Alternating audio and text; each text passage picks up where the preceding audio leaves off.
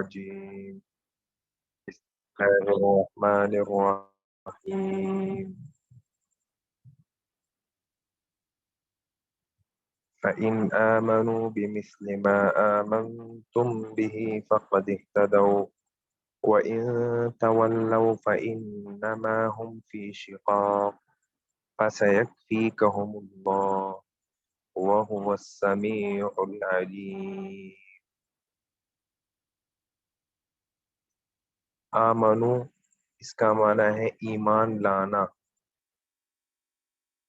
مثل کہتے ہیں مثل کو. اہتدو ہدایت پانا، اہتدا یہتدی اہتداءً ہدایت پانا. تولو روح گردانی کرنا، منہ پھیرنا. شقاق جھگڑا، اناد.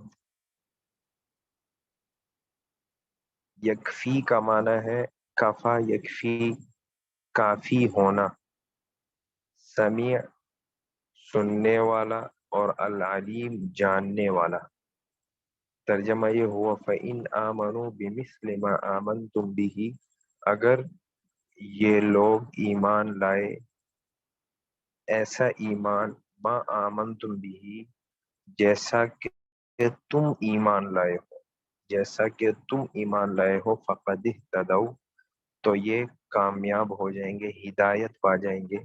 وَإِن تولوا اور اگر یہ ایمان لانے سے روگردانی کریں گے، فَإِنَّمَا هُمْ فِي شِقَاقٍ تو یہ کھلی گمراہی میں ہوں گے. فَسَيَكْفِيكَهُمُ اللَّهُ اللہ تعالی آپ کی طرف سے ان کے لیے کافی ہو جائیں گے. وَهُوَ السَّمِيعُ الْعَلِيمُ اور اللہ تعالی سننے والے جاننے والے ہیں.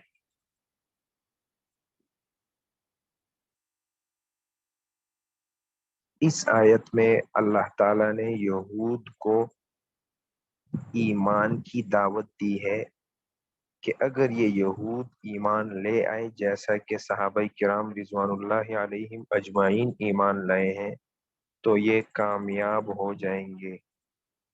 فَإِنْ آمَنُوا یعنی اگر یہ ایمان لائے، وہ ضمیر کا مرجع یہود ہے کہ اگر یہ یہود ایسا ایمان لے آئیں جیسا کہ صحابہ کرام رضوان اللہ علیہم اجمعین ایمان لائے ہیں، فقد اہتدوا تو یہ ہدایت پا جائیں گے.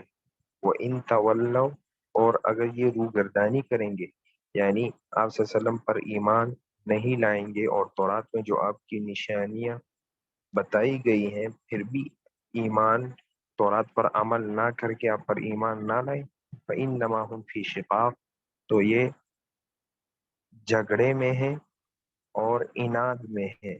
یعنی ان کا آپ پر ایمان نہ لانا انادن ہوگا، اس وجہ سے نہیں ہوگا کہ ان کو علم نہیں، بلکہ علم تو ہے لیکن محض تکبر اور ہٹ درمی کی وجہ سے آپ پر ایمان نہیں لا رہے.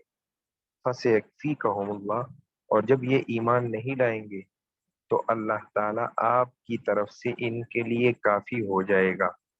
اور اللہ تعالیٰ جو ہے یہود کے لیے کافی ہوا. وہ کیسے کہ غزوہ خندق کے بعد جب آپ صلی اللہ علیہ وسلم مدینہ تشریف لائے تو مدینے میں یہود کے دو قبیلے آباد تھے، ایک بنو قریظہ اور ایک بنو نذیر. بنو قریظہ کے ساتھ تو جنگ کیا، آپ صلی اللہ علیہ وسلم نے جنگ کی بنو قریظہ کے ساتھ، اور بنو نذیر کو جلا وطن کر دیا اور ان پر جزیہ مقرر کیا. تو اللہ تعالیٰ آپ کی طرف سے ان کے لیے کافی ہو گئے. وَهُوَ السَّمِيعُ اور اللہ تعالیٰ سننے والے ہیں، ان کی ہر بات کو سن رہے ہیں. العلیم اور جاننے والے ہیں، ان کے ہر کام کو جانتے ہیں. صبغۃ اللہ ومن احسن من اللہ صبغہ ونحن له عابدون. صبغہ کہتے ہیں رنگ کو، احسن اس سے خوبصورت، احسن یہ اس کا معنی ہے بہت زیادہ خوبصورت، بہت زیادہ اچھا. اور ومن احسن من اللہ صبغہ، صبغہ کہتے ہیں رنگ. وَنَحْنُ لَهُ عَابِدُونَ، عابدون یہ عابد کی جمع ہے، عبادت کرنا، عبادت کرنا. تو صبغۃ اللہ یہ اللہ تعالیٰ کا رنگ ہے. وَمَنْ أَحْسَنُ مِنَ اللَّهِ صِبْغًا، اور اللہ تعالیٰ کے رنگ سے بہتر کس کا رنگ ہو سکتا ہے. وَنَحْنُ لَهُ عَابِدُونَ، اور ہم اللہ تعالیٰ ہی کی عبادت کرنے والے ہیں، کرتے ہیں.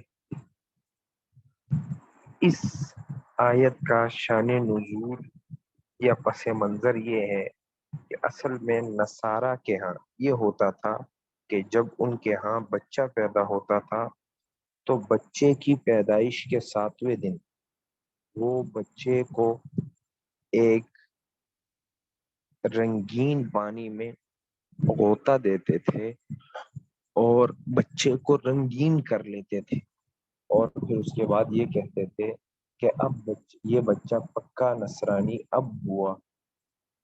تو اس کے مقابلے میں اللہ تعالیٰ نے کیا فرمایا کہ مسلمانوں کا رنگ کیا ہے، جو اللہ تعالیٰ ان کو رنگ دے وہ رنگ ہے. اور وہ کس چیز کا رنگ ہے؟ ایمان کا رنگ ہے، اور وہ اعمال صالحہ کا رنگ ہے. اور اعمال صالحہ اور دین اسلام ایمان کے رنگ سے بہتر رنگ کوئی نہیں ہے. تو جیسے کپڑے کو رنگا جاتا ہے تو اس سے رنگ زائل نہیں ہوتا، ختم نہیں ہوتا. اسی طرح جب آدمی ایمان کے رنگ میں رنگ جاتا ہے اور اعمال صالحہ کے رنگ میں رنگ جاتا ہے تو وہ رنگ پھر کبھی ختم نہیں ہوتا، اس سے زائل نہیں ہوتا. تو اسی وجہ سے اللہ تعالیٰ نے فرمایا صبغۃ اللہ، کہ آپ اے مومنین ان نصارہ سے یہ کہہ دو کہ ہمیں تو اللہ کے رنگ نے رنگ دیا ہے. اللہ کا رنگ کیا ہے؟ دین اسلام کا رنگ، اعمال صالحہ کا رنگ، جو فطرتی دین ہے. اور اس دین کا اثر جیسے رنگ کا اثر کپڑوں پر دکھائی دیتا ہے، اسی طرح اس دین کا اثر مومن پر دکھائی دیتا ہے. ومن احسن من اللہ صبغا، اور اللہ تعالیٰ کے رنگ سے بہتر کس کا رنگ ہو سکتا ہے؟ ایمان اور اعمال صالحہ کے رنگ سے بہتر کس کا رنگ ہو سکتا ہے؟ وَنَحْنُ لَهُ عَابِدُونَ، اور ہم اسی کی عبادت کرنے والے ہیں. قُلْ أَتُحَاجُّونَنَا فِي اللَّهِ وَهُوَ رَبُّنَا وَرَبُّكُمْ. اچھا، گزارش ہے کہ ایک صفحہ پیچھے کھولیں، صفحہ نمبر 21 ہے، صفحہ نمبر 20 کھول لیں.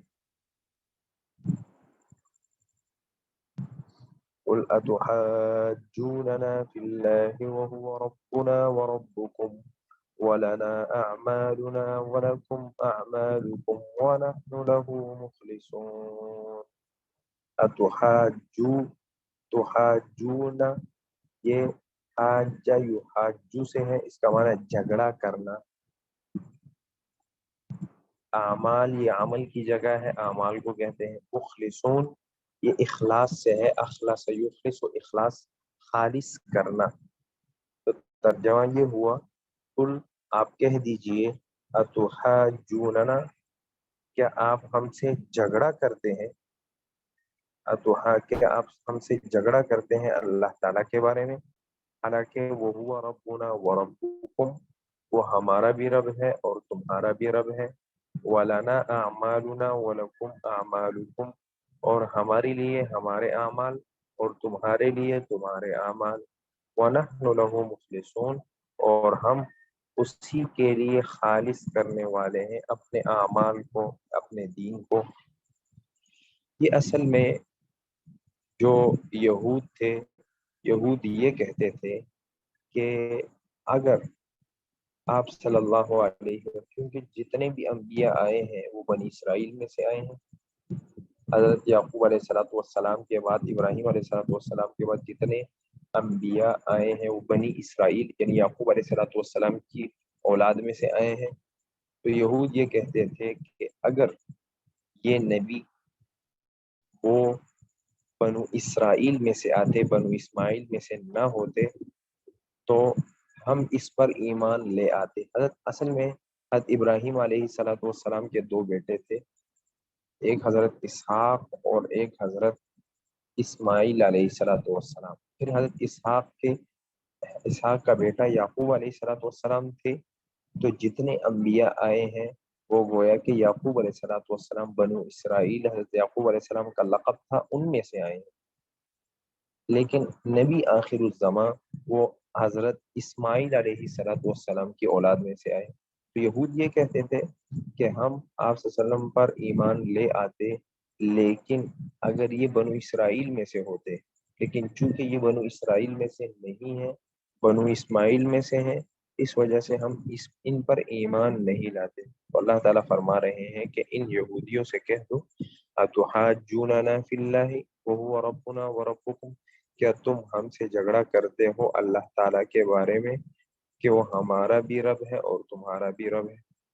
یعنی تم ہم سے جھگڑا کرتے ہو کہ اللہ تعالیٰ کے بارے میں کہ اللہ تعالیٰ نے اس نبی کو کیوں جو ہے، یعنی گویا کہ یہ اعتراض اس نبی پر نہیں ہے، یہ تو ڈائریکٹ اللہ تعالیٰ پر اعتراض ہے کہ اللہ تعالیٰ نے ان کو اس بنو اسماعیل میں سے نبی کو کیوں بھیجا۔ وَلَنَا أَعْمَالُنَا وَلَكُمْ أَعْمَالُكُمْ، ہمارے لیے ہمارے اعمال، ہم سے ہمارے اعمال کے بارے میں پوچھو گے اور تم سے تمہارے اعمال، اور ہم اسی کے لیے خالص کرنے والے ہیں اپنی عبادت کو۔ تو اللہ تعالیٰ کے لیے ہم عبادت خالص کرتے ہیں، اسی کے لیے کرتے ہیں، اس کے ساتھ کسی کو شریک نہیں کرتے۔ تو شاید اسی وجہ سے اللہ تعالیٰ نے ہم ہی میں سے یعنی عرب میں سے رسول بھیجا۔ ام تقولون ان ابراہیم واسماعیل واسحاق ویعقوب والاسباط كانوا هودا او نصارا قل أأنتم أعلم أم الله ومن أظلم ممن كتم شهادة عنده من الله وما الله بغافل عما تعملون۔ ہود یہودی اور نصارہ۔ ومن اظلم ممن کتم، اظلم کا بہت زیادہ ظلم کرنے والا، کتم کا معنی ہے چھپانا، شہادتن کا معنی ہے گواہی، یہ واحد ہے، اس کی جمع آتی ہے شہادات۔ غافل کا معنی ہے غافل، غافل کا معنی غافل۔ تعملون یہ عاملہ یعملو سے ہے، کرنا، اعمال کرنا۔ تو ترجمہ یہ ہوا ام تقولون، کیا تم کہتے ہو، ان ابراہیم کہ ابراہیم و اسماعیل و اسحاق و یعقوب، اور اسماعیل اور اسحاق اور یعقوب، والاسباط اور ان کی اولاد، کانوا ہودن او نصارا کہ وہ یہودی یا نصرانی تھے۔ قل آپ کہہ دیجئے اانتم اعلم ام اللہ، کیا تم زیادہ جانتے ہو یا اللہ تعالیٰ؟ ومن اظلم ممن کتم شہادۃ عنده من اللہ، اور اس سے بڑا ظالم کون ہو سکتا ہے جو اللہ تعالیٰ کی طرف سے اس کے پاس گواہی ہے اس کو چھپائے۔ من کتم جو چھپائے، شہادۃ عنده من اللہ اس گواہی کو، عنده من اللہ جو اس کے پاس اللہ تعالیٰ کی طرف سے ہے اس کو چھپائے۔ وما اللہ بغافل عما تعملون، اور اللہ تعالیٰ غافل نہیں ہے ان اعمال سے جو تم کر رہے ہو۔ یہ یہودیوں کو خطاب ہے، اور اس آیت میں یہودیوں کے ایک بات کی تردید اللہ تعالیٰ نے کی ہے، اور وہ اس بات کی تردید کی ہے کہ یہودی یہ کہتے تھے کہ ابراہیم علیہ السلام، اسماعیل، اسحاق، یعقوب اور ان کی اولاد، یہودی یہ کہتے تھے کہ یہ دین یہودیت پر تھے نعوذ باللہ، اور نصارہ یہ کہتے تھے کہ یہ سب دین عیسائیت پر تھے، وہ نصرانی تھے سب کے سب۔ تو اللہ تعالیٰ نے ان کی تردید کی کہ ایسی بات نہیں ہے، کیا تم زیادہ جانتے ہو یا اللہ تعالیٰ؟ بلکہ یہودیت اور نصرانیت تو بعد میں آئی ہے، اور ابراہیم علیہ السلام اور یہ انبیاء پہلے گزرے ہیں۔ تو یہ یہودیت یعنی حضرت موسیٰ علیہ السلام اور حضرت عیسیٰ علیہ السلام کے دین پر کیسے ہو سکتے ہیں؟ وہ تو پہلے گزرے ہیں، اور موسیٰ علیہ السلام اور حضرت عیسیٰ علیہ السلام بعد میں آئے ہیں، تو ان کی تردید ہوگی۔ ام تقولون، کیا تم کہتے ہو اے یہود، ان ابراہیم، کہ ابراہیم، اسماعیل، اسحاق اور یعقوب اور اسبا ان کی اولاد، کانوا ہودن او نصارا، کہ وہ یہودی یا نصرانی تھے؟ ایسی بات نہیں ہے، تمہارا کہنا غلط ہے، بلکہ آپ کہہ دیجئے انتم اعلم ام اللہ، کیا تم زیادہ جانتے ہو یا اللہ تعالیٰ؟